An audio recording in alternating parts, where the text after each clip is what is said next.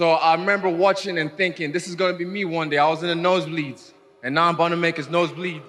UFC 243 turned out to be both a shocking and entertaining fight card. The main event saw middleweight champion Robert Whittaker make his long-awaited return to defend his title, taking on the undefeated interim champion Israel Adesanya. Also on the card was a fun matchup between top lightweights Dan Hooker and Iaquinta. So for this list, we'll be taking a look at both the main event and the co-main event of UFC 243 and going over exactly what happened in each of those fights. As always, if you guys enjoyed this video, then please be sure to let me know by leaving a like and subscribing to our channel. Now, without further ado, let's take a look at what happened at UFC 243. First, we'll start with the co-main event. The co-main of UFC 243 saw lightweight Dan Hooker take on number 6 ranked Iaquinta. While Dan Hooker was coming off of an impressive TKO victory against James Vick, Iaquinta was coming off of a hard loss to Donald Cerrone. The winner of the fight would likely move much closer to a shot at a lightweight title. So naturally, both were eager to earn an impressive win. During the opening round, Dan Hooker really began to find his range, picking Iaquinta apart with solid leg kicks and jabs, while Iaquinta struggled to connect with any of his punches. Although he did secure a takedown at one point, Dan Hooker landed some solid elbows to the head of Iaquinta before securing his back. From there, he worked to secure a rear naked choke before the fight went back to the feet. From then on in, the two continued to trade shots until the end of round 1. The second round saw Al attempt to close the distance on Dan, and while he did find a bit more success on his feet this time around, it didn't appear to be enough, as Dan Hooker continued to counter with some hard strikes of his own. Iaquinta attempted another takedown at one point, but Dan Hooker adjusted well and got the fight back to his feet once again. The biggest moment came late into round 2, when Hooker dropped Iaquinta to the floor with a huge right hook. Unfortunately, the buzzer rang before Dan Hooker could attempt to finish. The third round appeared to be more of the same. While Iaquinta lunged in with punches, Hooker maintained a perfect range and picked Al apart from outside, making good use of his jabs. This pretty much continued until the end of round 3. In the end, Dan Hooker seemed to be too technical for Iaquinta, and the judges seemed to agree, as they awarded Dan Hooker the unanimous decision, earning him the biggest win of his career.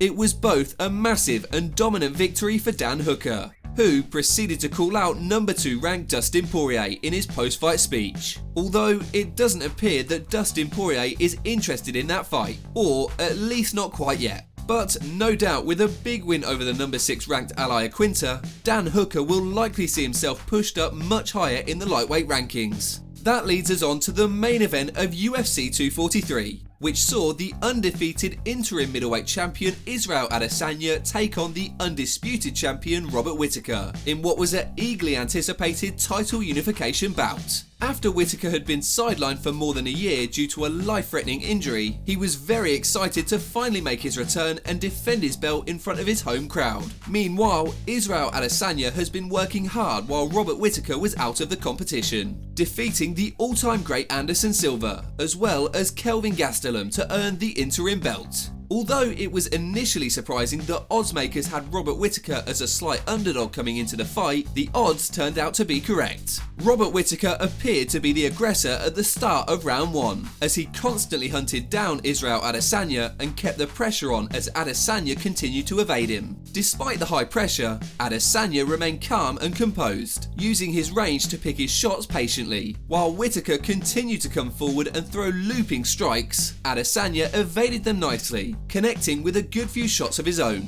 Then, right at the very last second of round 1, Adesanya managed to drop Whittaker with a perfectly placed shot that put him right on his back. It was a shocking turn of events that turned the momentum to Israel Adesanya's favour. Although he was visibly wobbled, Whittaker managed to walk back to his corner and prepare for round 2.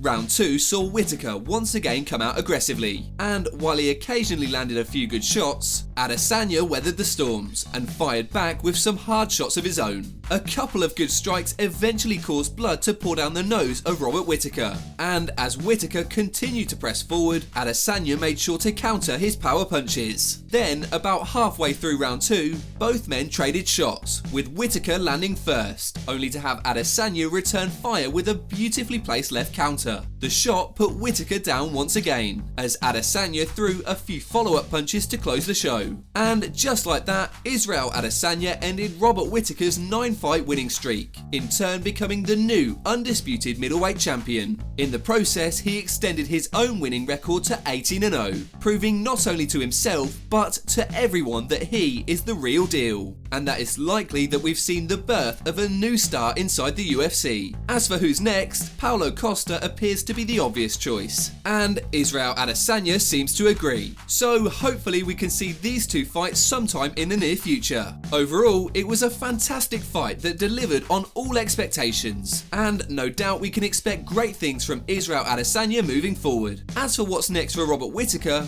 perhaps he'll seek to get an immediate rematch with Israel Adesanya, but given the manner in which the fight finished, the likelihood of that happening is probably slim. A fight with Kelvin Gastelum, on the other hand, would make much more sense given that the two were scheduled to fight once before. So for now, we'll have to wait and see what he wants to do next. But whatever he decides, Robert Whittaker undeniably has the heart of a champion, and will no doubt come back even stronger.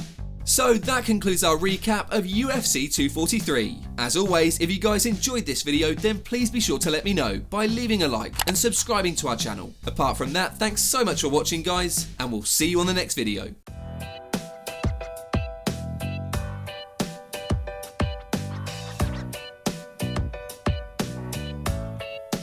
Never have a doubt, do you like me now?